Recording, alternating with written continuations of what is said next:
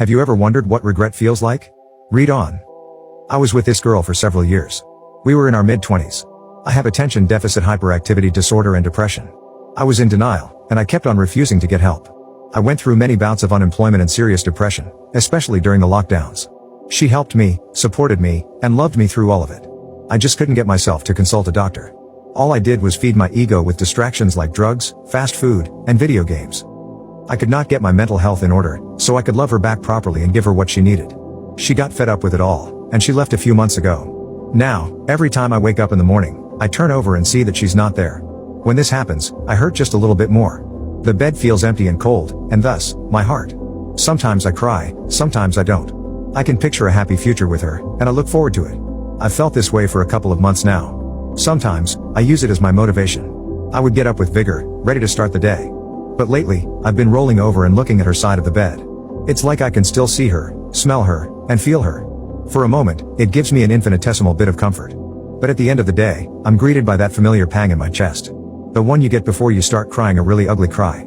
It literally feels like my heart is breaking, and it hurts so much. It's almost actually physically painful. But I keep grasping onto that feeling, allowing myself to come back to it because it's real. It reminds me of how much I love her, even though I could never show it. I would endure this suffering or worse for an eternity if it meant I could hold her again. I was so consumed with myself. I wanted to satisfy my ego that I didn't realize I loved her so much until she was gone. So here I am, staring at her pillow. I've wasted 20 minutes of my morning. I finally muster up the courage to get out of bed. I am now a master of distracting myself, in whatever way I possibly can. Facing this life without her feels so scary and lonely. I can't bear it. And no matter what I do, it feels empty and meaningless. I try to push through. I can't do anything about it. When I pull into my driveway, I'm always greeted by that pang in my chest. And it hurts here more than when I am in bed because I feel so vulnerable. It's like the whole world can look through my windshield and see me falling apart.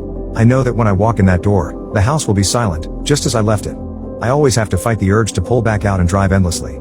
The truth is that I would have done it by now if I knew where to go. After some debating, I'll usually go inside and distract myself for the evening. Sometimes, I do a fairly adequate job.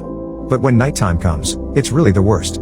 Lately, I've been going for long walks listening to music, so I can drown out the thoughts and tire myself out. It doesn't really work. It feels like I could walk forever. I would if it meant outrunning my issues. I hate going to bed by myself.